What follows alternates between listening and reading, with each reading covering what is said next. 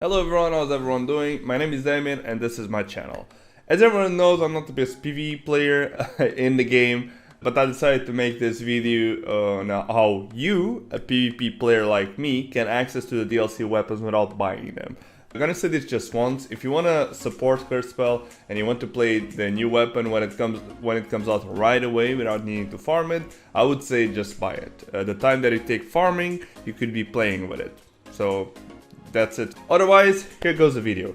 This is meant for new players, obviously. I'm sure that there are more efficient ways of doing this, or it might, it might change in the future the way you do it. So there are two types of currency in the game. We have CP and we have AP.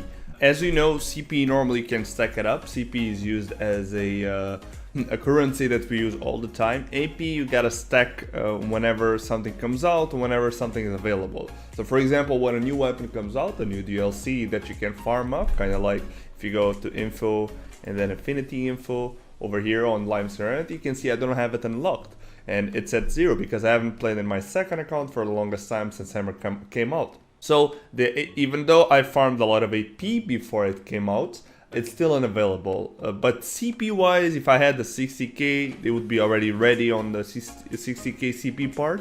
So that is not an issue. So remember, CP, you can stack it up before the weapons come out. AP, normally you have to farm when it comes out. So one of the things you want to make sure when you start farming your AP for your weapons or skills or whatever the hell you want to farm at that point, you want to go to the mission map and you want to be sure that you start having the missions that you want to do over and over again at Grand Chase. Right now I believe that there's a 20-minute cooldown because there's a bug with the PvE missions, but normally there's like I think 5 minutes cooldown or less than that, so you can rotate between 3 or 4 missions, so you don't have a problem, you don't have like any wasted time while trying to farm your new weapon.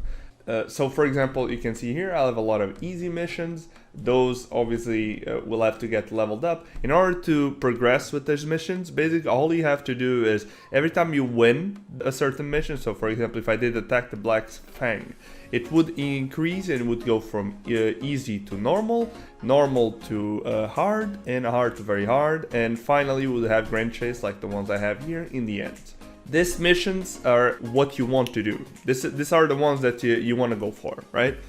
So remember, if you want to farm efficiently, do your quests to a point where you get to Grand Chase. Once you get to Grand Chase, it will be easy, right? You'll get a lot of AP from it. You can tell that you get 143 to 139 from a Grand Chase mission, but if you go to easy missions, you get 85, 142.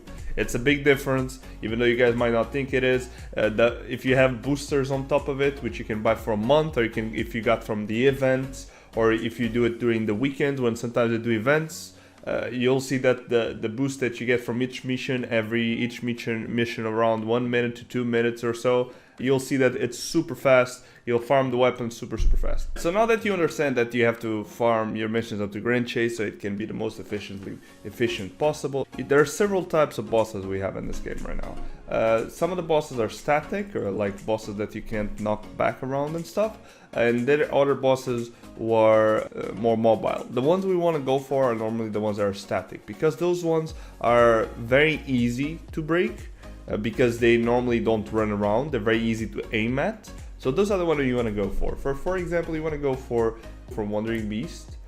You want to go for Reappearance of Calamity, and you want to go for Bellator's Resurrection of Golems. And I might be missing more, but yeah, sure. There's a couple more you can go for. Gonna go for the Appearance of Riorgia, and I think that's it. Yeah, that's you can mix it up. There's gonna be changes for sure in the PvE in the future. For now, this ones would work. I think 3 or 4 bosses, the ones I just said, should be enough for you to get into it and do it and farm the most efficiently possible. There's something I haven't mentioned yet. Normally when doing this kind of mission, it's the same as PvP. Having a good teammate, it helps. So if you have a teammate that wants to farm it with you and wants to spend like 5 hours or so in a row farming this missions in order to have access to the DLC weapons, that's the best way to do it. Before starting any missions, what you and your teammate want to do is you want to go all the way to Tome of Knowledge and you want to set up your stats as if you were going to use the fist and the staff. So normally you press the tome of knowledge, you go to basic stat change, and you can see here that I have my STR at 6 and my int at 6. So this will give me the most break damage possible, and it will give me also the most staff damage possible, which is what we were looking for.